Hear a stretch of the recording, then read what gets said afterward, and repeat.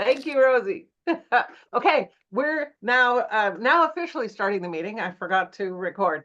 So we have presenters Marie Doherty with nickname Turner and Kathleen Kaminsky from the Clonmany genealogy and wait a minute, I've got it wrong. What is it, girls? Clonmany Genealogy and Heritage Group. Yes, that's it. Thank you very much. And Kathleen Travers is also presenting, and she has, go ahead, Kathleen. Tell us your name. I'm Kathleen Travers. I live in Scotland, and I'm part of another Facebook group that we'll talk about later. And I'm going to be talking a wee bit about collaborating with DNA matches. Right. And I'm going to be talking about how to verify the information you do get when you're collaborating with others. So I have been involved with the Doherty Association for decades now. I hate to say how many years.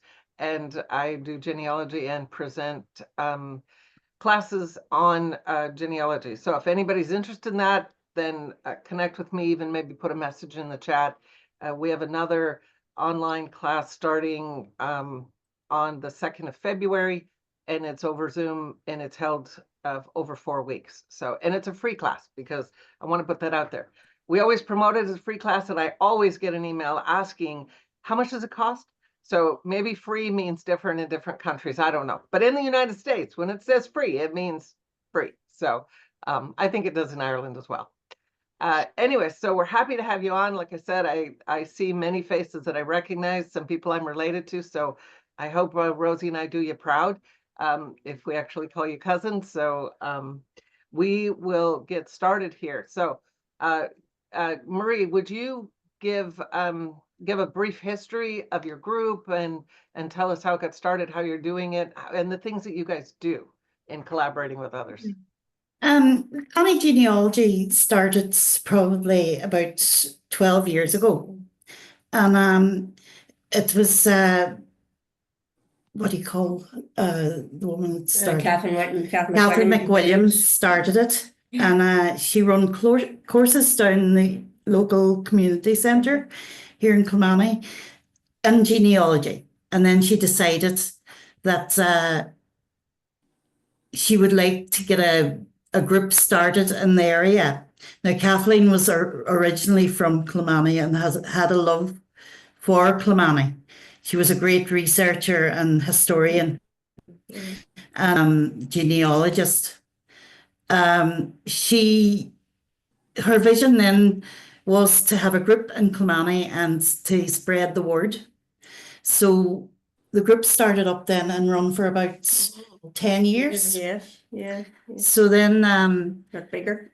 we a few years ago then decided to branch out a bit, and we went into heritage too as well. So we changed the whole meaning of the group.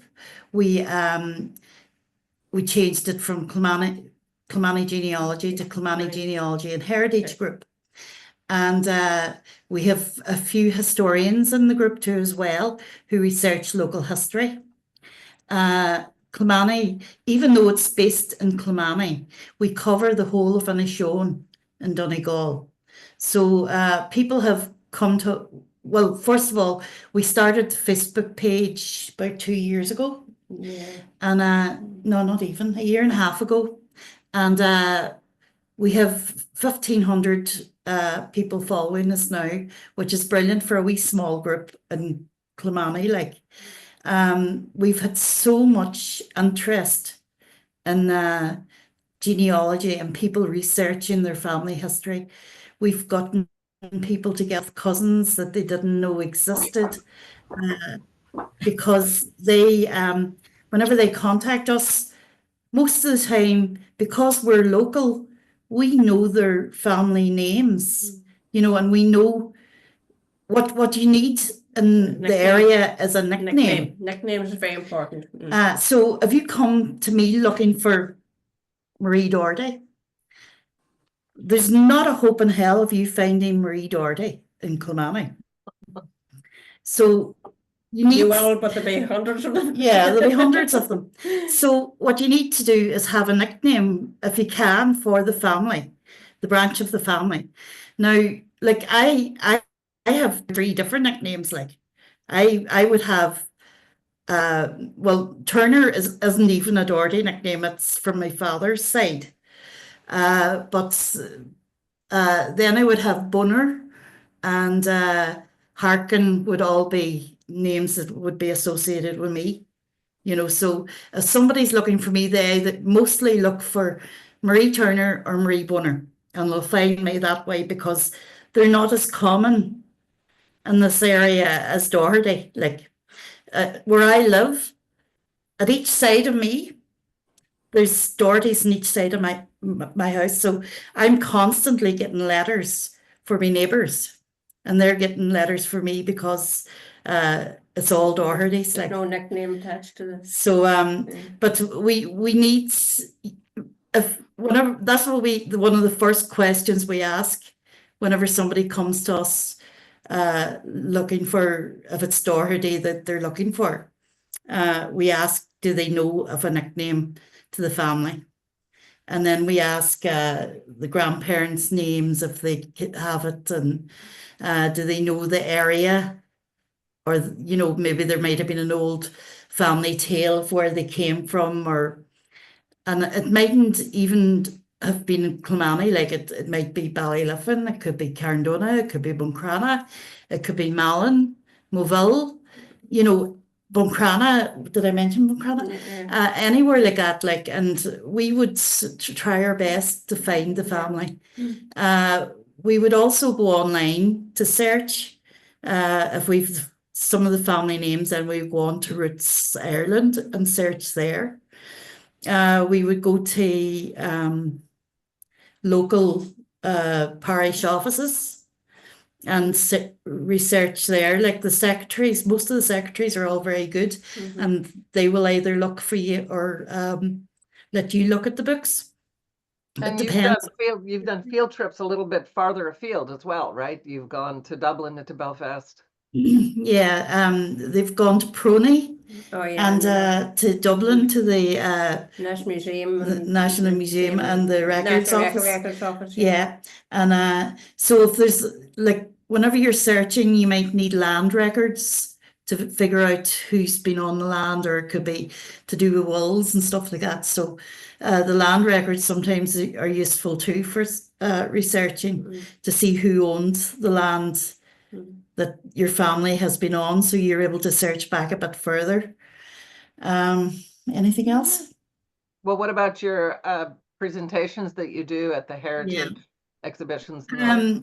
Once or twice a year, mostly twice a year, we run local exhibitions here in Kilmany.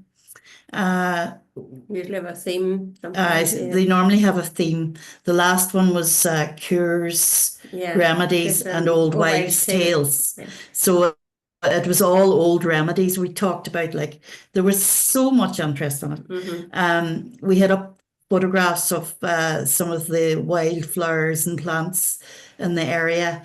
And then we had recipes and descriptions of what they cured and what they would have been used for over the years, because around here there would have been no doctors really, no nurses, no A&E, no nothing to go to.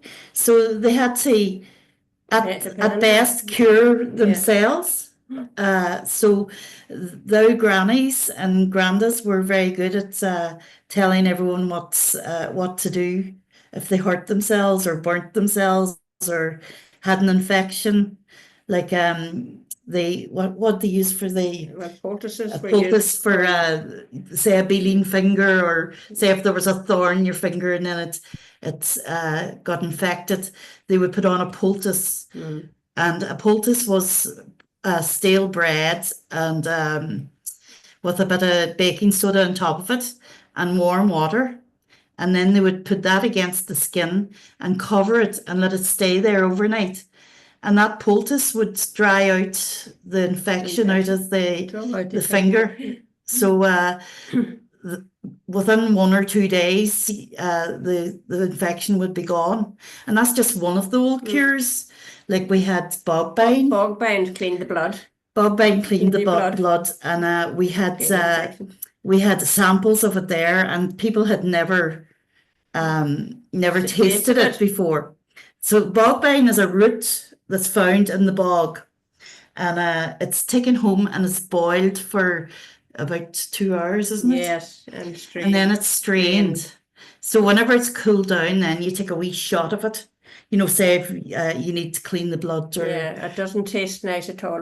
no, it's very bitter. Yeah. A very bitter taste. Now, some people came in and they says, "Oh, that's not bad at all," Mhm. but the rest of us were all going, you know. And Mary, the girl that made it, had a box of sweets sitting beside her, and everyone was grabbing for a sweet, you know, to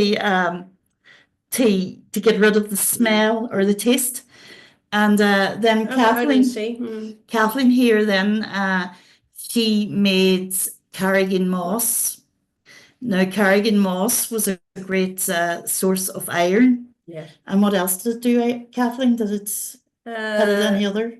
Well, it was used for like a dessert Mm. as well. You boiled it up in milk. Yeah, And It's also in made it's a lot of beauty products now. They're Yeah, That's right. exactly. Yeah. Yeah. But I was also wondering, like, how often do you meet as a group then? How Oh, do you yeah. organize those? Well, we meet normally every 2 weeks. And then if we've an exhibition coming up, it could be weekly. Like we are self-funded. This group is just we're all amateurs, and we self-fund this group ourselves, and the money that we pay in ourselves pays for the exhibitions and pays for any overheads we have. Like we're going to take we're going to move into a new office now, and we've self-funded all that ourselves. Now, maybe in the future we might have to apply for some grants or something, but for now we've managed so far. But it would be nice to kind of branch out and help more people. We have helped a lot of people. Absolutely. In our exhibitions too, we would run DNA testing. So locals would come along. We would have some kits there, and they would pay for the kits themselves, and do the test, and then we'd send them away. So it's a way of getting more people to test their DNA in the local area. What else? We photographs, photographic exhibitions too as well. So there's all old photographs of around the area. Now that's the one they shown. You have the We have them open boards, yeah. open big boards Yeah. that people can walk around and have a look at all the boards, and it's a great talking point whenever people come into the exhibition. You can see people standing going, "Oh, I remember that," and it could be older people like this coming in, and then they'll start telling a story, and then you find out more about the people. And you might find maybe their mother and father's names, which you didn't have. Or you might find that they're cousins of someone else, and we didn't know they were cousins of someone else. So that's another wee branch of the family out that we didn't know about. So the exhibitions are good, and that's that way too. Like, and what else? Marie Rosie's put a link in the chat for the Facebook group, your Facebook group. Yeah, good. And that in just a couple of years, that group has grown massively. Yeah. And in terms of collaboration, the people on the group, particularly those who are local, are so helpful and can help establish links between other members. Yeah. So it's for a small part of Donegal, it's been invaluable for a lot of people. Eva and I are members. Some other people in this group are members. So you've got the Facebook group, but you've also got the local connections and things happening locally. And I think that's one of the great things about the group. It does so much in so many different ways. So if anybody's on Facebook and is interested, you'll see the Clonmany Genealogy and Heritage group link in the chat. And not only that, like we would have old crafts there too as well. Like there could be butter making and Yeah. there could be Darning. weaving and what do you call it? Spinning, wool spinning and different things. Crocheting. Crocheting. Everything. Yeah. And so you can come along and have a look at all old things that would have been cottage industries like in the area in the past. So it was all very interesting, and we've had people come from America. Eva's been a visitor a whole lot of times. She helps us. Eva's one of her. She has joined our genealogy group too as well, and a great addition to it. We have some brilliant researchers in our group. Like there's a few I would turn to right away. Once somebody comes and asks me, I just phone them right away and say, would you help me find, this family or this person? So, we're all good friends. Yeah. It's not just a group. We've ended up being really good friends with each other. And we go for coffees and we go for dinners, we go for nights out, we go for a wee day out or whatever. So even though we're going researching, it's a day out to us, So that's kind of a wee bit of the history to our group. And I hope some of you will come in and join us and enjoy the crack in it. Sometimes it be good crack. Crack means good fun. Yeah, it's fun. Yeah, I was at one of the exhibitions. Can't remember if I've been to one or two, and and there was Scottish dancers there. Yeah, so weird. Yeah, and it was just amazing, and it was a lovely experience. I was really pleased to be able to go there in person. That was the year we had the Scots-Irish exhibition. Yeah, so it fabulous. was and we had Irish dancing as well as Scottish dancing and music, and it was brilliant. Yep, Sheila and I had a great time, right, Sheila? Getting up and dancing together. It was fun. Yeah, that's right. You were there that year too. Yeah, that was fun. Yeah. Well, and the other thing that I noticed about your group is that there was one time I was there and someone was talking about another older woman in the area in Clonmany who knew a lot of information, and there were a few that were coordinating together to try to go visit her, not to overwhelm her, but people that knew her that were going to go and try to, while she still was able to explain all the connections that she knew about, you guys were going to go and collect that information, which I thought was brilliant, because that was beyond just researching your own direct families, although we all know that there's interconnections between many of the families when we're talking in Inishowen. But I just thought that was an amazing service that you and your group were doing. Yeah, well, you see, our group doesn't just research our own families. No. We research others. In fact, if somebody came into Kathleen's group or Geraldine O'Donnell's group and they're looking for a match in our area, the whole lot of us be WhatsApping each other and trying to figure out who they are to try to come back and you will find a local connection. Try to find the local connection for them. So anytime that some of us answer, it's kind of a group effort.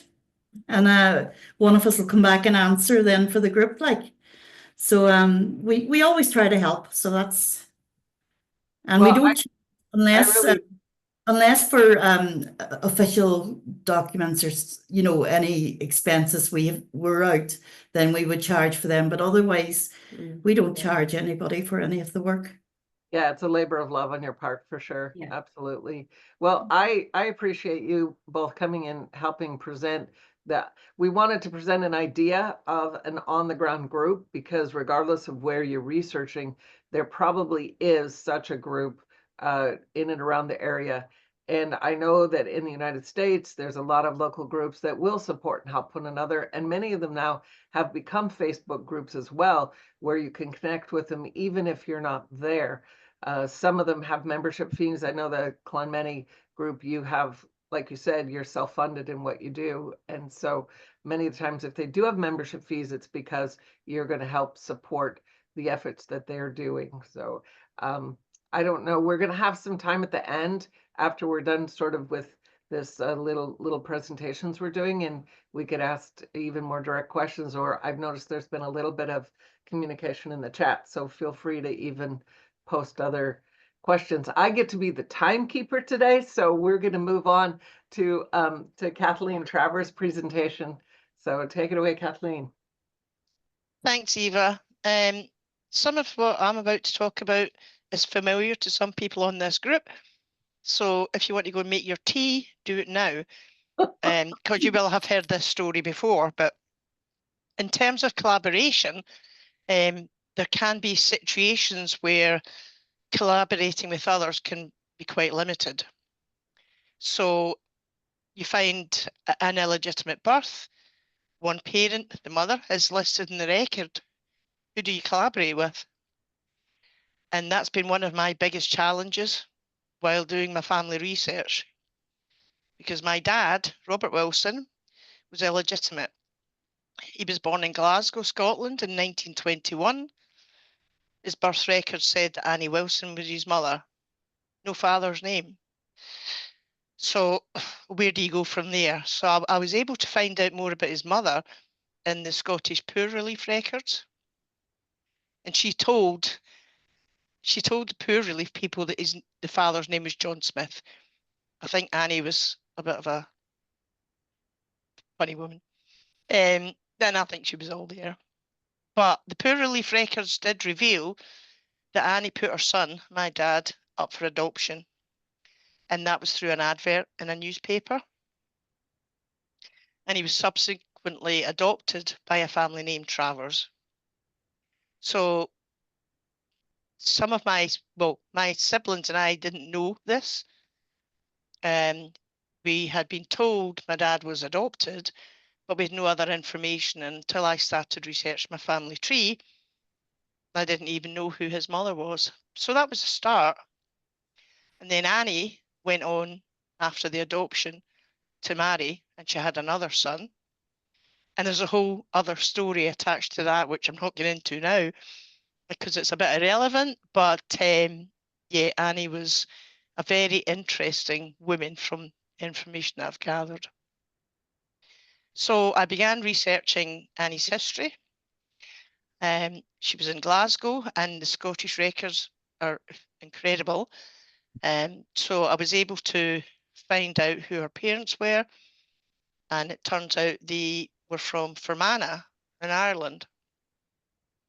But when it came to my dad's dad, I had no idea where to start. There was no name, there was nothing. And I just believed he would always be a mystery. And then I did a DNA test.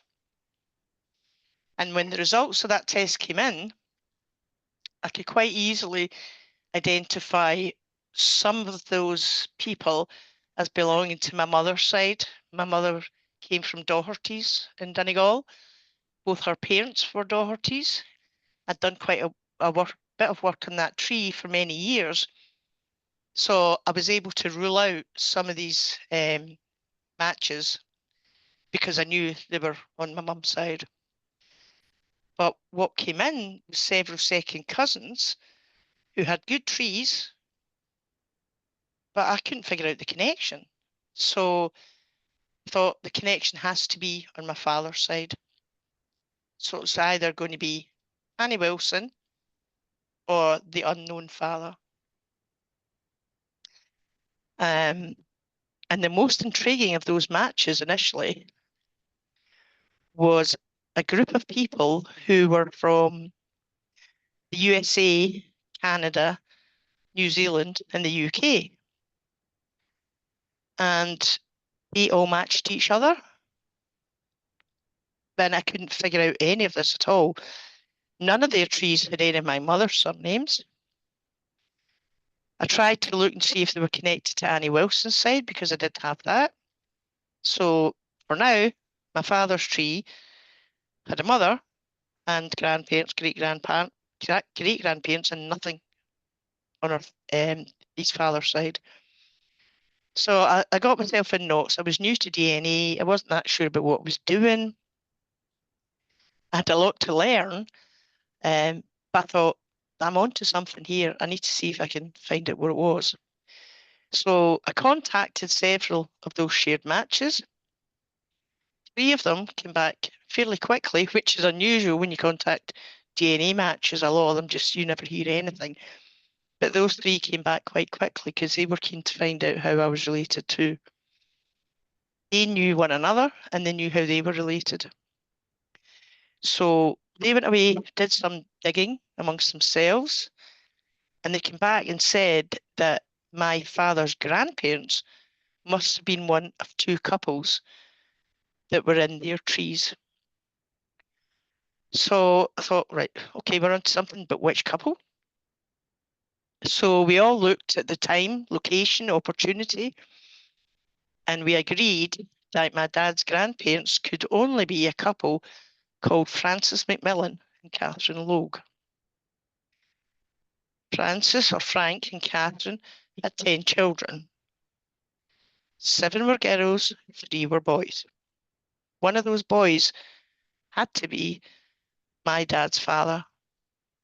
One of them, and subsequent DNA matches confirmed that was the right family. So we were on the right track. I managed to reach out to the descendants of one of the boys on Facebook and just sent him a message. I can't remember what I said, but in the end, he and a cousin agreed to take a DNA test for me. So we didn't share that much DNA, so the results of that were inconclusive. I then got in touch with a descendant of a second son, but again, there wasn't much to go by with the DNA. It was inconclusive too. I got in touch with a descendant of the third son, who ironically lives 15 miles from me. She wasn't interested and wouldn't do a DNA test. So my father's father was one of 3 sons. I might never know which one of the 3 it was, but it's okay. And I've accepted that. But I know who his grandparents were, my great-grandparents, and I've got cousins across the world. And over the last few years, I've been working with a second cousin in Canada to grow the McMillan and Logue tree. And we've uncovered many more relations through DNA, through research. We've done a lot of work online, but he's visited Scotland twice, and we've gone to the records office here, spent a lot of time researching, so we've built that tree. So collaborating with DNA matches, if you're lucky enough to get a response from them, can help solve some mysteries that couldn't really be solved in any other way because there was nothing, no indication at all of who my dad's father might be. And just going back to Annie Wilson, Dad's mum for a while, coincidentally, in the last 2 weeks, 2 new DNA matches popped up for me. And I knew from their trees that they were connected to Annie's line. I got in touch with them and we worked together and we figured out that they were related to me through a brother of my second great-grandmother in Fermanagh I never even knew existed. So yeah, I might never know who my grandfather was, but it's fine. And in time, other descendants may test and we may get the answer. I actually have a main suspect, but I have no evidence. But it's fine because now, we've got this family tracing back again. My great-grandparents were from Ireland. And I've got connections and friends who have cousins across the world, but without that DNA test, I wouldn't have done that. So now my dad's tree has a maternal side and a paternal side. And for me, I was very fortunate, I think, in terms of doing the DNA, finding matches that were willing to collaborate with me and work together to try and solve this mystery. And so, yeah, and there have been other DNA collaborations that have solved other mysteries, but for me, this was one of the most important and relevant things that happened. And that, I mean, I collaborate with others in all the other ways we do that too, in Marie's group, in other groups, with friends, with family. But this one was probably the most important and the one that sticks with me most, which is why some people in here have heard this story before. But it's useful for people that might be struggling to know that there are ways that you can do it, and it's not always unsolvable. So that's me, Hiva. Yeah, well, and I think it's great that you used not only your research techniques of putting together the family trees, but also using the DNA as a tool to help you solve that. And we have already given one presentation on kind of beginning DNA, and we, as a clan association, we have another one that's coming up in on April the 5th. And Michael Locopo is going to be, Rosie's just put a little thing up there. We'll be putting the flyer up on the various Facebook pages that we connect to, but just sort of keep in mind, if you want to know a little bit more, particularly about DNA and the O'Doherty name itself, just keep April 5th. The time is noon Pacific time, same as this time, and whatever your current time zone is. So Rosie's got the little link in there that you can register for that class. So that's just a little tease. And Kathleen, I'm wondering if you could take a few minutes here now and talk a little bit about what happens in your South Inishowen Facebook group and also the Zoom meetings that you have once a month. Yeah. So during COVID, myself and a third cousin in Donegal created another Facebook group similar to Marie's.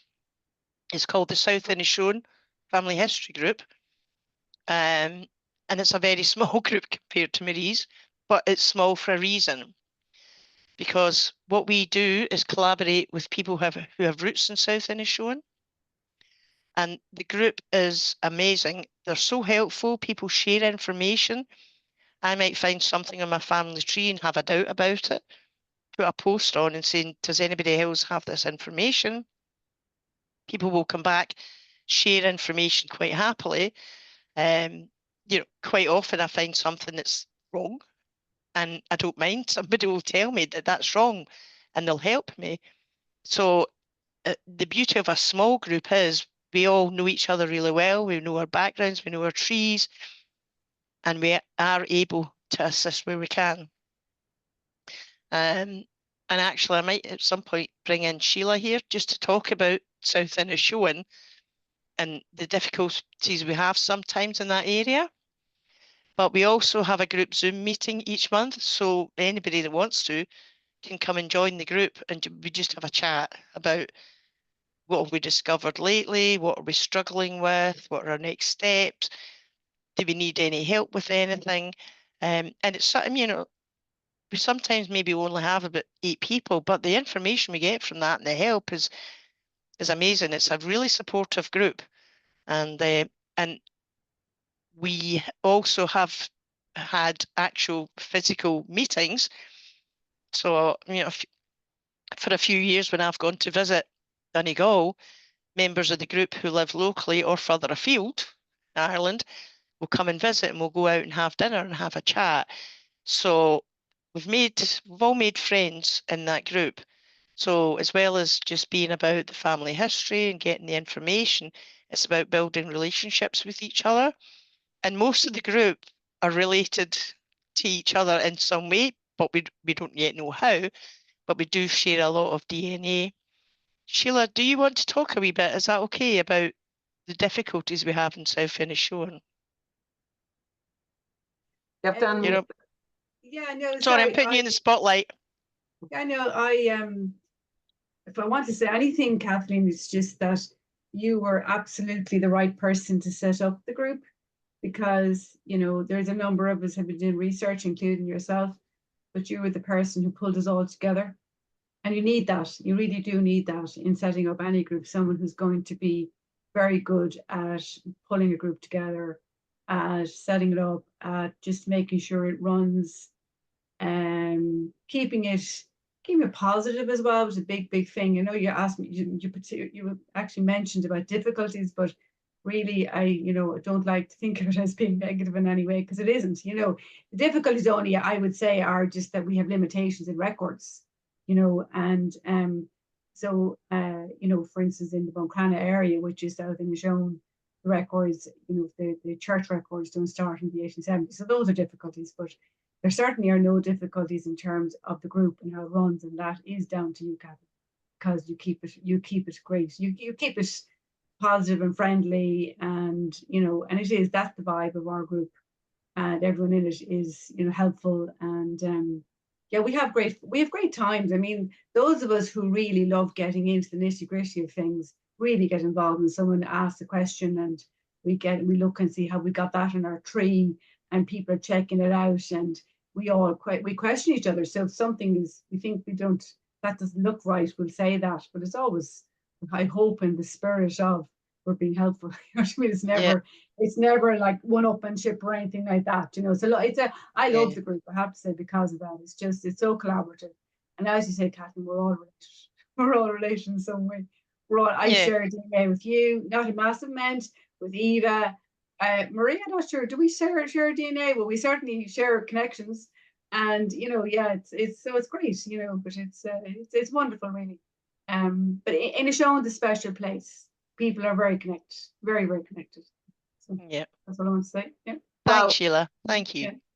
And Marie Whipple is a friend of mine, and she's asked, does it include Glentower? But what we've said to people is, come join us on the South Inishowen Zoom meeting, and we will get into it, because I've ended up talking to people about Carndona or Malin Head, which is, Malin Head definitely is not South Inishowen, since it's the most northerly point, but we do end up talking, and people end up. And we don't exclude people, because oftentimes they have been somewhere else before, and so if they're not finding the information they need in our group, then we can signpost to another group. So but we keep the group as small as we can, because it's easier to work on the trees and the DNA in that way. And also, just in terms of Rosie's put a link into the South Inishowen group, the chat. Right. Thanks, Rosie. Just in terms, again, of research generally, and researching your family tree, Eva is the co-author of a book that was published not that long ago, an online book called Help, I Have Irish Ancestors, your fast start guide to finding them. It's an amazing book. It's full of useful resources. Because it's an ebook or online book, then there are links that people can just click into to go and get more information. It's very user-friendly, and it's available on Amazon. So hopefully, Rosie will be able to stick a link in for the Amazon.com. I am just a second. But it's available in the UK. Yep, get it in the UK as well. But if you're looking for Irish ancestors, then that book is really invaluable. So that's something else that'd be useful to have a look at. And also, if you want to sign up for any other events that we're putting on, then feel free. Yeah. And would you mind, Kathleen, thank you very much for that. Thank you. But would you mind talking a little bit about the DNA group that Geraldine has? She's not on our call today, but. Yeah, there's another DNA group that we're all on. You're going to ask me what it's called, aren't you? Marie, have you got that handy? Inishowen Donegal? No, Inishowen DNA? Inishowen Donegal DNA. Hang on, let me see if I can find the link for that one, Rosie. And that's, again, it's a bigger group. And we're all members of that. And it's very, very useful, again, particularly in terms of DNA, because they have much more of a focus on looking at DNA and trying to identify matches. Now, sorry, I'm going to go into my phone so that I can find it. Find the link. I should have done this before. Inishowen Donegal DNA matches. Yes, and Donegal DNA is all one word. Yep. Have you got the link there, Rosie? I Oh. don't, because I No, didn't of course you answer don't. I 'cause I didn't never answer sent the you it. questions, evidently. You have to answer some questions to get in, and I didn't answer. So I'll do those next, Okay. but sorry about that. Right, we'll find it. That group has 2.8 thousand members. It's Inishowen Um, DNA, Inishowen Donegal DNA. Well, we'll get the link posted in again. We'll get the link posted in. Sorry, it's just like Timekeeping, not I'm going working. we're gonna keep moving on. We want to make sure that you guys get your Sheila full- has it in there. sorry. I think Sheila has it on the Oh, chat. right, Sheila's got there it you in. go. Thank you, Sheila. So again, that's another group. It's a bigger group. It covers Inishowen, and it does focus very much on the DNA side and trying to find DNA matches.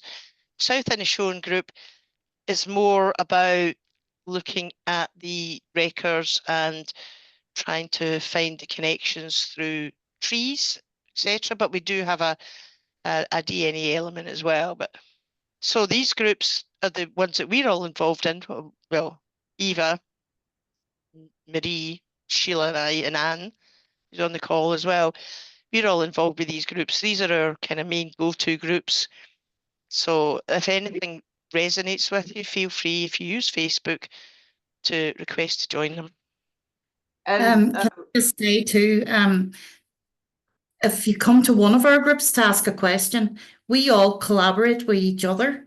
So, you know, if I don't know the answer or none of my group knows the answer, we go to Kathleen or we go to the Inishowen Donegal DNA group, or we go to Eva, or we go to another genealogist. We work with other groups. We don't just stick Yeah. to ourselves. Yeah. You know. Yeah, so we're not precious at all. No. We all work together. You know, we're friends. We have lots of connections. So yeah, this is about not just individuals working together, it's about groups working together, and because we just all have the same interests. So, you know, we want to help, and you know, we do what we can to help people out. So yeah, and you get to where you're researching, you have your tree created, and you can only go back so far. Again, as has been mentioned, as Sheila mentioned, you know, the 1870 for the parish records, and of course, civil registration started in 1864. And so it is kind of difficult to go back before that. Rosie and my grandparents were born in the late 1800s. So therefore, you're looking at 1864. We don't have our great grandparents' birth records because it was before civil registration. And that's not that far removed back. So, Eva, but- sorry, can I just mention that in Yeah. Scotland, it's an entirely different setup. oh, absolutely. Yes, it's Scottish wonderful. records, if you have Scottish ancestors, you can go back centuries Yes, because the records are amazing. and the death records will list the parents' names on there, so you know Yep, you've got the right yep. one. And yeah, go on. I know Scotland's amazing. Yeah, and I mean, I've done family trees for friends whose records and ancestors are all Scottish. And they're like, oh, I can't believe that. I'm back to like the 1600s. And then at some point you hit, there's an Irish person in that tree, and it's like, oh, nope, we're not going to get anywhere. Yeah. But yes, so we're very fortunate here in Scotland that our records are so good. So if you do have Scottish ancestors, you're not going to struggle quite as much as those with Irish ones. And Anne, you're agreeing with me because Anne Jackson there, another member of our groups, is in Scotland and quite often spends time looking at Scottish records. So again, you know, we talk about Ireland a lot because we all have Irish roots somewhere, or all of us do, and certainly the O'Dohertys do. But you know, if you've come across somebody that comes from Scotland, don't panic. You're going to get somewhere. Well, and it can be helpful too, Kathleen, and that's one of the things I wanted to briefly touch on was how do you verify this information, and how can you make sure it's correct? We have some family members a couple generations ago that did go to Scotland, and it was helpful for me to verify some of the connections by looking at the Scottish records that they had for their marriage and for their death and that kind of thing, to then bring that back to what I needed to know for the Irish connections as well. One thing that we had talked about when we were talking about this meeting is how to deal with if you have a relation or someone that is giving you false information and you know it's false. And I'm always about trying to be a peacemaker and not calling them out saying, that's wrong, you're incorrect, what are you talking about? But one of the things that we kind of encourage people to do is to get copies of the official records. And now with many of this stuff being online, you don't have to spend a fortune to get a copy. You can get something through the civil registration records and even just do a print screen to show the individual, or see the census record and do a print screen to show the person what you know to be true, and that can help correct the trees. Of course, Ancestry, each person gets to develop their own tree and then choose to share it publicly or keep it private. But even if you're doing a research on a name, Ancestry will show you that there's a private tree that has that name. So some of that information is still available. Then it's left to you to contact the person and see what they have. I just am constantly telling people, don't believe it just because it's published on the internet. That doesn't necessarily mean that it is truthful information. I had a woman today that emailed me and told me that her earliest Doherty was in 1604 in Jamestown, Virginia. Well, you guys aren't necessarily all Americans, but I know the Jamestown's was settled in 1607, and the first English settlers, and they were all men, was in 1685 to that sort of area of the world, and they went back a year later because most of them died. So there's no way her first Doherty was there in 1604. So I gently asked her to research the history and recognize that Jamestown itself wasn't settled until 1607, and there were lots of books and papers, historical documents, to say who those original settlers were. I didn't want to tell her, you're an idiot. I don't really mean she was an idiot, but it's like, we have to apply some logic when we're looking at this information. You need to have some sense of what the history of the area is, what could have been possible. There were no women marrying anybody in 1604 in that part of Virginia. So anyways, I just wanted to kind of put that out there as an example. But it also is very important to try to help people, because some of it is just misinformation. Their goal and their intent is to find out about their family, and most people are highly motivated to find out about their family. And if it looks like it would be an easy job to take a tree that someone else has posted up on the internet, then they will do that. And I know myself, I've corrected information that I had gotten years ago. I've been researching our Doherty family since this is terrible, but 1976. So you can see if you can think how old I was. I was not a baby in arms at that point, but I've had an interest for all of those years, almost 50 years here. And I know that initially some of the stories that I put down, and granted it was only on paper at that point, was not correct. But now that we have access at it, we can sit in our pajamas and slippers in our own homes and do genealogy research. And where we have access to that, it's very important to try to find the records and keep the records. I also recommend that people don't only use software, online software like Ancestry or MyHeritage, some of those other ones, but you actually have a software that you keep on your own computer of your family tree. The reason for that is because there can be misinformation and you're going to want to correct it. It also makes it easier to share your information with other people. Years ago, when these software programs were being created, when genealogy began exploding all over the place as a hobby that people had, there were software programmers, and I am not one of those, but they created a language, a type of file called a GEDCOM. And it means, used to know what it means, but it was like genealogical data communications, something like that. But GEDCOM is what it's called. And each of these standalone software programs even Ancestry My Heritage will help you create a GEDCOM from your tree that you can send to somebody else, then they can upload it into whatever software they're using.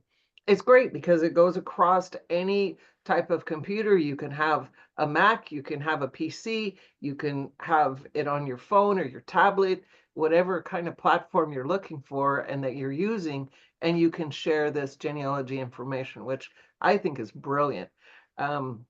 So that's one thing to realize, that it's possible too. But again, how do you verify that it's true? Well, we felt that's why we wanted to set up this this meeting, is to recognize that collaborating with others is going to help you. If you're just starting out, and Kathleen was telling us about her initial journey and what motivated her, and now she supports all of us on a monthly basis on the Zoom call and runs the Facebook page, and she's very active in the Association of O'Dohertys with us, which I really appreciate and I'm grateful for. And so sometimes it's the people. So Linda's asked a question, sharing mechanism. GEDCOM is a piece of software, GEDCOM. I don't know, Kathleen, can you write it in the chat, please? It is a piece of software that's part of most, I can't say all, I hate to say it like this is generically everywhere, but all of the big major softwares that I know have an ability to export a file, and it's the format that it's exported into is a GEDCOM format. Yeah, there we go. There, it's correct. Yeah, and you can Eva Rosie's got her Eva Rosie's got her hand up. But You're so Rosie, good. you're being so polite. Eva, I wanted to call your attention to some things that have come into the questions, but I didn't want to interrupt either. So Colleen asked, do any of these groups work with ancestors from Drumholm and Ballintra, which I'm probably saying those wrong? I think that the answer is join the group, and then people in there are going to help you or direct you to where you would need to go. Like if it were me, I would just join both of the groups and get connected in. Marie, do you know Drumholm, Ballintra, or Sheila? Marie, you're on mute. Ballintra, the west of Donegal, I think. Yeah, I'm not. Not on a shown. Not any shown. Not any shown. Yeah. Yeah, But the chances are there will be But I'll a tell Facebook you, group covering that area. Geraldine O'Donnell might be better at that one. She's in the Inishowen DNA, but she lives up in Letterkenny, so she Yeah. would have an idea of, you know, what group to go to. Yeah, so maybe contact the Inishowen DNA. No, the Inishowen, what's that called again? Donegal. Inishowen, Donegal. Donegal DNA. One of those groups, Right. and they might be able to point you in the right direction, Colleen. And also you can go onto Facebook and search the area that you're interested in and see if there's groups there. And if it is in West Donegal, then even include West Donegal. I know there is a West Donegal Facebook group. I'm a member of that one as well. So they might be able to help you. When I didn't respond to that query because I was not familiar with that townland or that area. So no, don't. Yeah, the reason that we've kind of focused on Inishowen is because it is the homeland of the O'Dohertys. So, but there are many, many local groups in local areas, like, you know, more specific to other townland areas or other city areas too. So yeah, because I'm in Facebook groups for Mana from my dad's side, and got some information from them. So if you're on Facebook, go into Facebook, Google the townland or county and genealogy and see if you can find something. But there are a lot of groups out there. yeah, and Tim posted a question about relying on other people's family trees. I just happen to want to find the proof of the information, and some people will just take it from other people's family trees, and they're welcome to do that. I personally do the research a little different than that, and even if someone has said that this tree was published in a book, then I try to find out what archive it's in, what the book is, see if I can. You can oftentimes in your local library, at least here in the States, borrow a book that's on interlibrary loan and see it. If it's a bigger library, it might be one of the ones, the collections that you have to go to the library and only keep it in the library, that they don't actually check it out to you. But, and also there are papers, white papers that have been published on different older tree searches, as well as older books that are out of print that are now on PDF form on certain websites that you can look at. Some of them you need to purchase, some of them you can download for free. So there are ways to corroborate some of these older trees. We were mostly focusing on corroborating information between people. The first time I became aware of this was shortly after Family Search was online and Ancestry was online. And I went to look to see on Family Search, and Rosie and Maya's great grandmother was shown that she had 5 husbands, and 4 of them were from the United States, and one of them, of course, was Patty, that she was really married to in Balalovsky outside of Cardona. So I wrote to each of the other 4 people that had included that information and told them, this can't be your Mary Doherty. I know you would love it, but she's not. She never went to America. She never married your friend, guy, whatever your relation, and she's not your Mary Doherty. So that sometimes happens. I just thought it was kind of funny that she was listed as having all those husbands, but yeah. Yeah, I had somebody in their tree, they had my granny dying in America. Granny died here in Scotland. I remember it. So yeah. So where they get that information, I don't know. But I think when I started doing this, I was quite naive. And that was in a time too when there was no online things.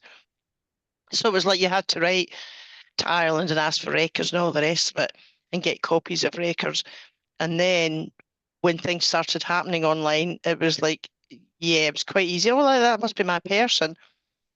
But, you know, over the years, I've learned that you can't rely on other people and you can't rely on other people's trees.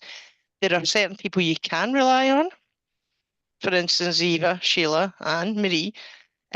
So, you know, you can rely on them to help you with your information, but stuff on Ancestry sometimes is just ridiculous. So it took a long time to learn that lesson. But yeah, and the fact that we even have people that we can depend on and can work with and that will give us true information makes such a difference now. And, you know, I'm just so grateful that we've got where we've got to today. Yeah.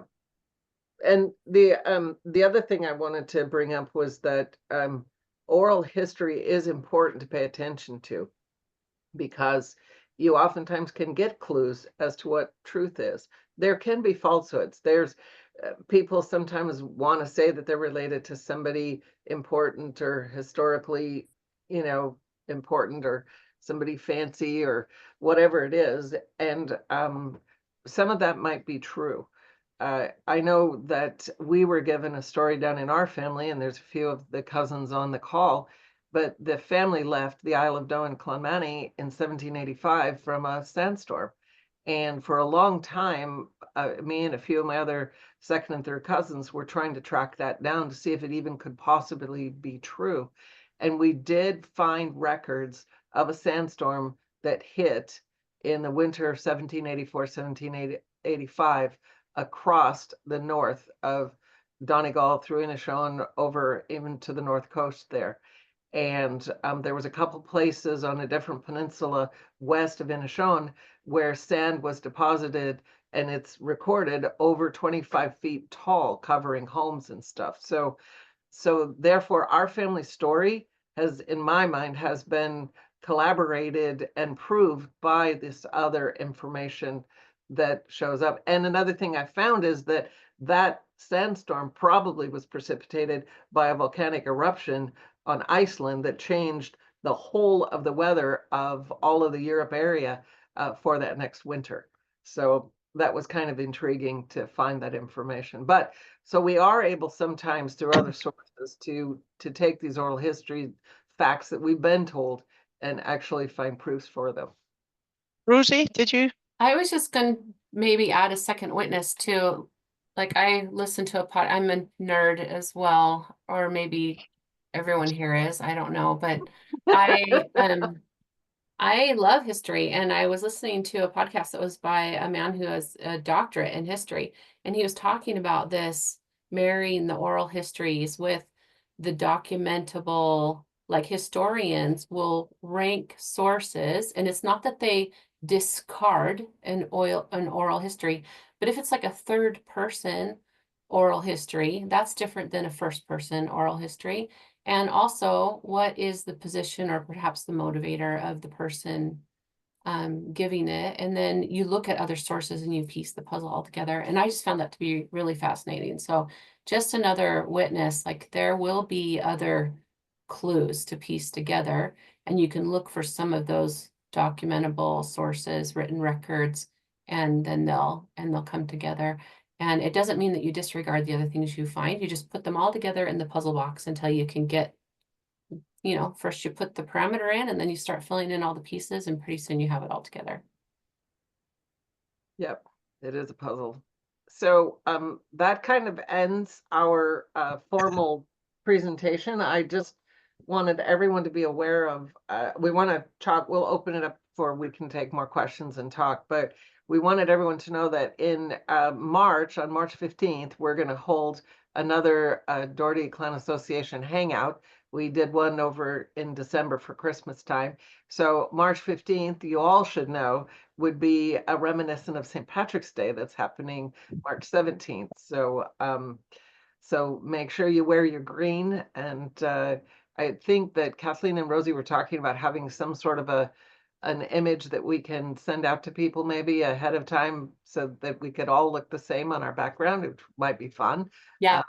And so- I almost have the invitation all ready to go. So I hope you're all Really, on already, Rosie. Well done. Yeah. Nice well- work. the email list. Like hopefully you're on our email distribution system. It will also go out in the Facebook groups if that's where you found the information to join today. So we'll make sure that you know so you can join us. Yeah. So I was just kind of wondering, is there anyone, and you could come off mute, that would want to share with us a collaboration story that you have? Or Tim, do you want to have a comment or two? That would be great. Yeah. Come off mute, and you should be able to unmute yourself. You should be able to. There's a Yeah, couple he's that I- unmuted. Well done, Tim. Yeah, there's a couple that I muted because they had background noise. So if that's the case, I'll watch for you and I'll unmute you. No, it was just speaking of St. Patrick, I was in that same session where I learned I'm descended from James the First and Sixth, blah, blah, blah. It also had me descended from St. Patrick's sister, who's also a saint. And I'm like, okay, I'll take that one too. But it's fun, Tim, some stuff you find some of those other Can I people's give family. you a wee bit? Can I give you a wee bit of information about St. Patrick's sister? Saint Dara or You- something? She was she lived here in Kilmany in the monastery in Binion. That's where she lived. Okay, Yeah, I'll note that down. yeah. Yeah, but it was fun just to see that. Very cool. Anybody else? Anne? Yep. Unmute. I would just like to say, if any of you are doing Scottish research and you find that your information is held at the Mitchell Library in Glasgow in Scotland, I am willing to go along and have a look at it for you. It's relatively close to me. Just anything like that at all, or if there are any records, even birth or death records in Scotland, please feel free to ask me and I'll go along. I don't go along every week or every month, so long as you're not in a hurry to have it done because of other commitments. But as I say, the offer is there to anybody that might want me to do that, which is totally different what Kathleen and Sheila and everybody are offering to do. Okay? Thanks, Anne. Anne's actually been a great help to me on occasions I can't actually get to Scotland's people to look at records. Anne's been able to do that for me. So that's a genuine offer. So if you do have Scottish ancestors, you want to know a wee bit more about them or how to research the records, get in touch with us and we'll pass that on. Thank you, Mhm. Anne. Also, what I would say is, I find personally that the poor law relief which is where people have applied for financial assistance, provide excellent information on families, because it's the families themselves who are providing this information to the people who are assessing their needs. So you get where people are in a family at a certain time. And of course, in Scotland, around about the west of Scotland, where I'm talking about, so many of them were Irish. They were impoverished when they came over here, and that was one of their mainstay for financial assistance. Some of it, correct me if I'm wrong, Kathleen, North Lanarkshire, theirs is already published on, is it Ancestry, Kathleen, isn't it? I think so. Yeah. Aye, But if you see that anybody has applied for that and you maybe want a copy of it, or you want me to look that up, feel free to do that as well, to ask for that. As I say, because it's personal information, it's invaluable. It really, really is. And where I have found it to be helpful with Scottish Irish ancestors is, in other records, you only get that someone comes from Ireland. But Yeah. in some of these, I've had the exact townland or the village, because, the person themselves is providing this information. They'll tell you exactly. Okay, that's me finished. Thanks, Anne. Oh, Yeah, that's- and just Anne's mentioned again the Poor Relief Records, which is where I found out about Annie Wilson and her subsequent, my dad and her subsequent husband and her second child. What was quite upsetting about that was the Poor Relief were chasing her for money because she had an illegitimate child. And at some point they threatened her if she didn't pay what she owed, they would tell her new husband about her illegitimate child. So those records have amazing information, and some of it's, really not nice at all. But yeah, as Anne said, it's like they do hold a lot of details and you can find information. So it's a great source.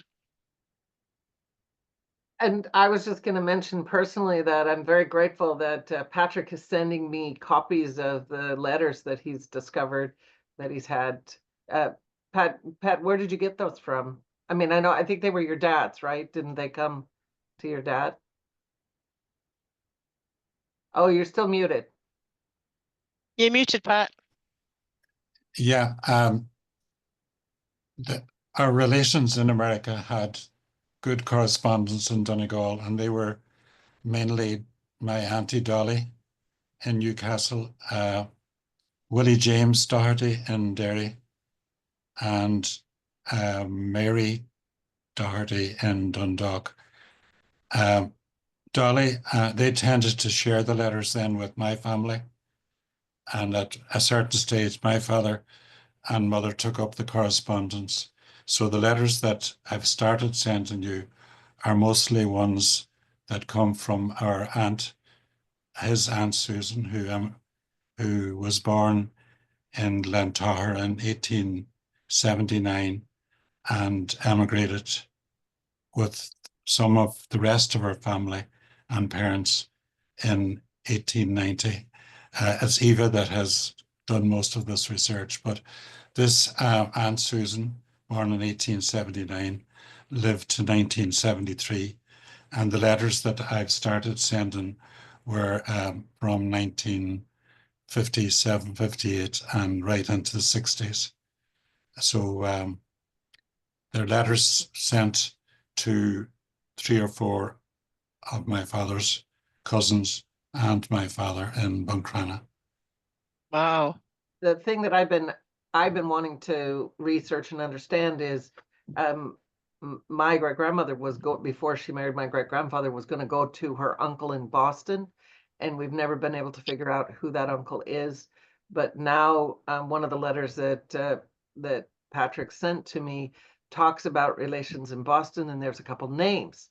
So that's really Really? great, because now that gives me a couple of names, and there's some specific Irish areas there in Boston that they probably were living in. And I do have a couple of pictures that were Rosie Mai's grandmother's, that say Boston on them as the studio that took the pictures. So now I have some pictures to post on the Boston Facebook group that I just joined last week. And, so I'm super excited that even after all these years, I might be able to even go back another generation or two based on this letter that Pat sent me a copy of. So Well, that's great. Well done. Just to say, my Uncle Pat in Fermoy was one of the early correspondents with the people in Oregon. He and my father were born in Oregon. And there's a reference to the first Pendleton Roundup in 1911. My father, one of his earliest memories was going through an Indian camp. And I always thought that it was probably at the Roundup. And the letter from Aunt Susan confirms that they were at the first Roundup in 1911 before they came back to Carndonagh in 1912. Wow. So there's a lot of, the letters do have a lot of history in them. yeah, very fascinating. Yeah, thank you, Pat. That's And brilliant. just in terms of emigration, just on a separate thing, in my work, I called with a Mrs. Conahan at Colin in outside Carndonagh. She was telling me that when my grandparents and my father and his brother returned to Ireland from Oregon, they stayed overnight with her parents in Montreal. And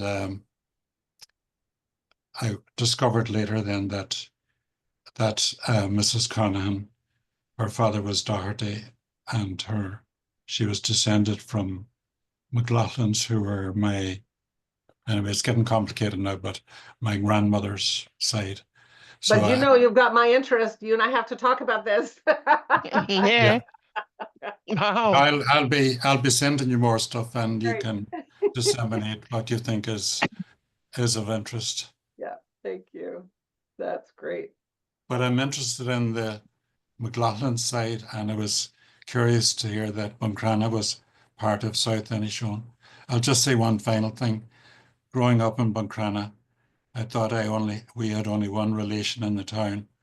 That was Eileen McGinley, the post office from New Road, Carndonagh. And I discovered since that I'm probably related to half of the town in Buncrana, because my grandmother came from the Ellies, and I see so many Buncrana people are on her family tree. Anyway, that's it. Thanks, Pat. Thanks, Pat. Patrick- That's lovely. Patrick, can I say that the rest of Buncrana is in Cambuslang, which is 5 minutes from me. I always say that they immigrated en masse, landed in Cambuslang near me, and never moved any further. So our villages are full of McLaughlins and Dohertys from Buncrana who married over here and all had about 8 children each. So if you're looking for anybody, Yeah. they're nearby me. Okay? And Patrick, There's my a- McLaughlin's ended up in Cambuslang as well. Yeah, So Anne's put her email address in the chat. Yeah. So if you want to get in touch with Anne, just drop her an email. But yeah, I had McLaughlin, so And 10 I- children. The 10 children had 10 children. And they ended up in Scotland as well. So loads of McLaughlins here. And it turned out as well that one of the times I was looking at Kathleen's tree, and some of the people she had on it, I personally knew. I had gone to school with some of them, knew their parents, and then from there discovered that all these people were actually related, because when you're at school, you don't think about these things. They're just your friends. So Right. as I say, if you're looking for anybody, give me a call. Oh, Okay? very good. Just Okay. going back again, one of the New Road Dohertys in Carndonagh, first cousins of my father. One of them was Susie, and she married a Glasgow man, Jack Murphy. And Oh. I'm told there's a pub in Glasgow called Susie's, called after her. Oh, right, Anne, that's a wee job for us. We need to have a Oh. look. Go have a Don't- picture. We'll We need check a that out, picture. Pat. We need- Marie, did you have your hand up? Yeah, Marie Yeah, did. no, I just wanted Pat to know that my dad's McLaughlin from Buncrana too. Oh, we're That's probably what related. Very good. That's so fun. Tim had his hand up a bit ago. Tim, did you have another comment? Yeah, just speaking, I've got a McLaughlin in there somewhere too, a great grandmother, great.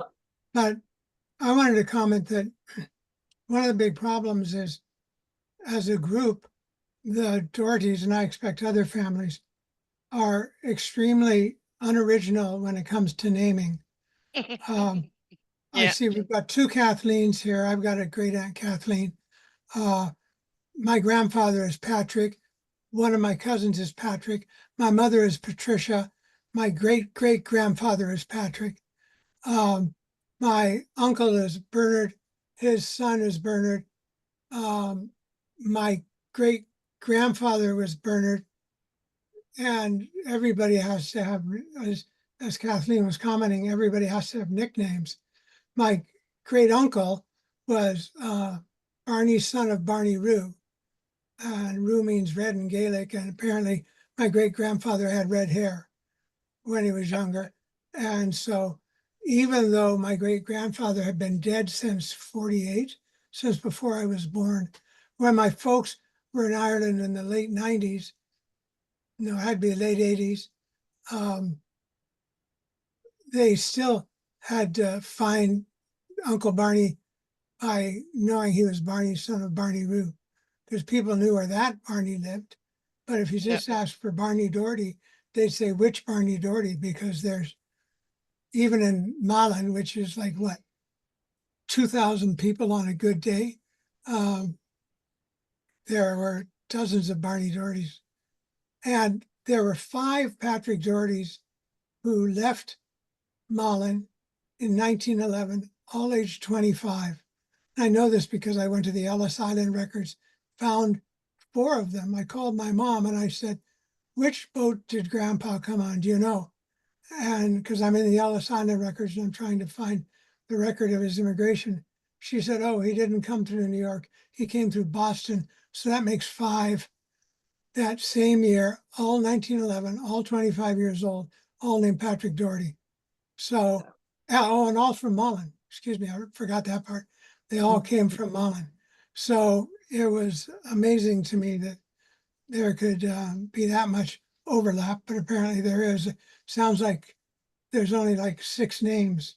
In fact, I was trying to come backdoor into my family by looking for a family tree that had the same 6 children in the same name order. I found them, mother, father, all the same children. I think that's like a combination to a safe. Wrong century. The names were all right, but it was just not the group. Yeah, it was amazing. Yeah, in terms of nicknames, my grandmother's Dohertys in Donegal, their nickname was Gill, because that was their nickname. And the first time I ever went to Donegal and wanted to try and find their house, I drove up to the Ellies and I said, I'm looking for Jimmy Doherty, Jimmy Doherty's house. And they're like, oh, no, I don't know where the Jimmy Doherty's house is. Then I remembered the Gill. And I said, Jimmy Gill, oh yes, just up here, follow me. So they went by their nicknames. They weren't known by their actual surnames. And story goes that when my great-grandmother married Michael Doherty, she found out that his name was Doherty and not Gill, because he was known as Michael Gill. So the nicknames mean a lot. Well, and like Patrick was saying, he mentioned his cousins, the New Road. There were 2 brothers that went out to America.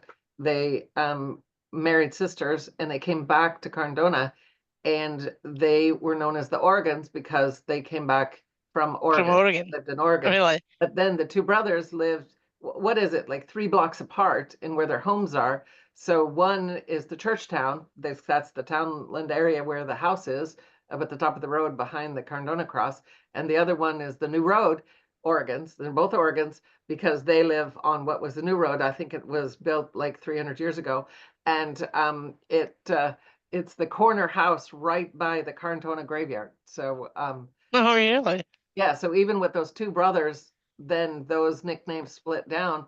The family nickname before that was Newman, because this is the family that left the Isle Yep. of Doe and came to Battlelosky, and they were the New Man Doherty, so the nickname was Newman. But we don't know what the nickname was on the Isle of Doe yet. So that's a nickname we're still, Right. but that's 1785 when they left. So I don't know what it was, but anyways. Yeah. Any other comments, questions? We've had a great time. I hope you all have. Well, this has been fun. Yeah. No Mm. other questions? Hi, Nope, I think we're all um, good. Oh, I'll do Corinne? one really, yeah, and I apologize, I'm not able to get my screen working. I've No even worries. restarted my computer, so I do apologize. I'm Corinne O'Doherty. I'm calling in from very, very cold Denver, Colorado, so Oh, wow. a neighbor of Rosie in Utah. We do have a strong Boston O'Doherty connection. I'm the granddaughter of Constantine O'Doherty, which was about 6, 7 kids of Anne Doherty and I think Hugh O'Doherty from Ballyliffin.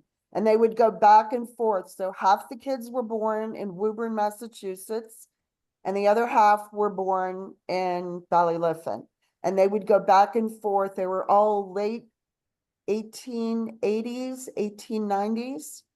And Was there's a that- large contingent of us in Massachusetts. So if anybody, and I'll be on these calls in the future, hopefully with a working camera. Green. Was he known as Con the Builder? You know, I don't know. Interesting. My brother, Bernard James O'Doherty. So to Tim's point about how like the names get reused, we have millions of Bernards and Bernadettes. And all the Ians, don't get me started. I'm a Corrine, and there's an Eileen, and an Aileen, and a Colleen, and a Noreen, and a Maureen, and a Doreen. We used to joke if you said Ian, like 20 women in a family get together would answer. And I apologize, what was the question again? Oh, Was Con, he known my, as Con the Builder? I don't know. It's possible because my brother, who just passed away this past summer, did name his son Con. And was him and the brother both in America? And then the brother came back here. So there were 4 brothers, John, Hugh, Constantine, we called him Connie, and John, Hugh, Connie, Philip. I don't know. There's 4 of them. They served in World War II for the United States. But Okay. because they were brought up in Ballyliffin, all of them wanted to stay and fight for the independent, for what was going on right after World War I. Corinne, was it Clorna, Ballyliffin? I have Ballyliffin, and sadly, I don't have any of the pictures. I have access to them, and I should have done that before this call. No, I think I know the family. Corinne, if you scroll up the chat, you'll find the Clonmany group link. It'd be useful to get in touch with that group. I'll post it Yeah. again. Oh, That that'd be would good. be Thanks, great. I Rosie. think as you were posting the groups, I was joining them on Facebook. And Okay. Kathleen, I think we went in 1980 to visit family there. And then my parents went back for one of those big July family reunions and visited in Shiloh and all that stuff. I went in 1980, and I remember we found a relative and stayed with her in Bunclana, and we called her Mary Go. There you go. Mary Mary Gill. what? There you go. Mary Gill. Yes. I've got a Mary She Gill said Doherty. her last name was O'Doherty, but to what all of you have been saying, they had nicknames because They Yeah. made a joke, oh, you know, you could throw us something up in the air and it would land on a Doherty or an O'Doherty. Wow. Was it Gil? So yeah, I've got a Mary Gill Doherty. Could you spell the nickname, I Corinne? thought the nickname was spelled Gough. I could be totally wrong though. Yeah, Go. Mary Go. No, that's Mary Go. Yeah, there is a Go family in Ballyliffin. You know, Kathleen and Patsy has She Oh, was yeah. the in house. Buncrana. Certainly we were, I think she was. Yeah, in but Yeah. yeah, she might live in Buncrana, but there is a Doherty Go house in Ballyliffin. Yes, and I think that's where we went. I've got pictures. That's before the camera, digital stuff. So they're in process of getting scanned, but yeah.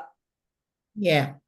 Hi, we've got a query in the chat about from Mary or Marie Whipple, who says a third great grandfather, Con Doherty, came from Glentoker to St Johnstone, and he had the nickname Sadler. We know Sadler Doherty's, Eva? Yeah, but it's not the same one, and Sheila? Mary and No. I have communicated about that. We want to really be related, so we've been trying to work on that. Yeah, okay. So it's No, not the you're same not one. related to the Sadlers, no? No, I am, Sheila? but this is a different nickname. It's not. I am related to the Sadlers of Carndona, but this is in Glentower is just outside of Aye, Carndona. but that's Eva did not, one of the Sadlers not marry someone from Dilly's? Sheila? I have that whole family, but what I'm saying is that we've looked at this connection, and it was a different nickname. I think he was named, the nickname Sadler was when he went down to St. Johnson's. But Okay. the Sadler Dohertys of Carndona, the Sadler nickname came from the guy was originally from Buncrana. Okay. Oh, that's where I'm getting mixed up, yeah. Yeah, but I think Sadler was, there might be a few different people that were named that. I mean, in Carndona, the Sadlers owned a pub, but really the guy that came to Carndona, he actually made saddles. And so Yeah. before his Okay. son got a pub. So yeah. Okay. Okay. Oh, Patrick, did you have your hand up there? Yeah, talking about Sadlers, James Gerald O'Doherty Sadler was the leader of the #1 Army Band, and he was the first cousin of Mary Robinson, the president. So those Sadlers were married to Mary Robinson's, I think, O'Donnell connection in Carndona. Yep. But that's James Gerald O'Doherty. He was leader of the #1 Army Band during the 60s, I would say, yeah, from Thanks, Carndona. Pat. And that is Thank that you. Sadler family that Rosie and I are connected to. Yeah. Same one. Okay. Eva, are we done? I think so. Do we have any other comments or questions, or because as we said in our meeting ahead of time, we could blather on for hours, right, Kathleen? Yeah. I think I've found Murphy's Bar. I've looked it up. It's in Glasgow City Centre. A very Irish pub, lots of Irish music, etc. So I think I've got the right one, and it does mention Susie as well. So you're spot on, Pancake, have you Patrick. got that in the chat? Can you Not stick it in the me. chat? Nice. Yeah, I will. Kathleen. You're just Good. Speedy Gonzales. Nobody keeps up with you, Kathleen. So anyway, Patrick, I'll go and have a pint and I'll take a picture for you. Oh, nice one. Thank Susie you, Anne. Susie died a long time ago, possibly the 1960s. But her son, John, he died young as well, but he was in the same class at school as McNeil, who was captain of Scotland's international team. Really? Oh, Billy captain, McNeil. Billy. Billy Oh, was wow. captain. Glasgow Billy Celtic. McNeil, Anne. So he was in the same class, I think, as Susie's son, John. Right. Anyway, that's football. I think he came from round about Bellshill, Kathleen, Billy McNeil. Yeah. Round All right. about that area. And I actually was in touch with someone recently whose father was in the same football team as him at secondary school. So, Okay. aye, I've got a picture of this man with Billy McNeil. But just to let you know, I've looked it up and I've found it. Okay, and it's Thank just you. it's across from O'Neill's pub in Bell Street, Kathleen. If you know that area. Yep. Aye, Yep. it's the same street. Same street. And if Okay. you've got information, email to me or Eva or somebody, and we can share that with people. That's great. Right. What, just where the venue is? Aye, Okay, will do, will do. Right. thank you. Well, if I do make it up Okay. to Glasgow, we'll have to have a field trip. No, definitely. Yeah. Uh, All right. Well, thank you, everyone. We've been on for 90 minutes now. Again, we could blather on. Yeah. Please do join us on March 15th. And then we have, like I said, the Y-DNA class on April the 5th. If you have any ideas about other classes or talks or workshops that you'd like to have, please do let us know. Send us an email. O'Doherty Clan, using the old spelling, o'dohertyclan@gmail.com is the email that we have for the Eva, clan. can you put that in the chat? Oh, yes. That means I can't, well, somebody else. Unless I Rosie said- beats you to it. I'm working on it. Say it Oh. again. Rosie's on it. I got it, but somebody else keep talking. Oh, Okay, so thank you everybody for coming along. There. Been a good chat, nice conversations, nice to meet everybody, and I hope we see each other again soon. And Some we'll of be- you, I know we will. We've got everybody's email address that registered for this, and we'll send you a link to the to this presentation, and you can share it with others if you want to. We would love that. So, Yeah, feel free. Thank Yeah. you. thanks, Thank you. everybody. Thank you. Thanks, everyone. Thank you. Bye. Bye. Bye. Thank you. Nice meeting everybody. You too.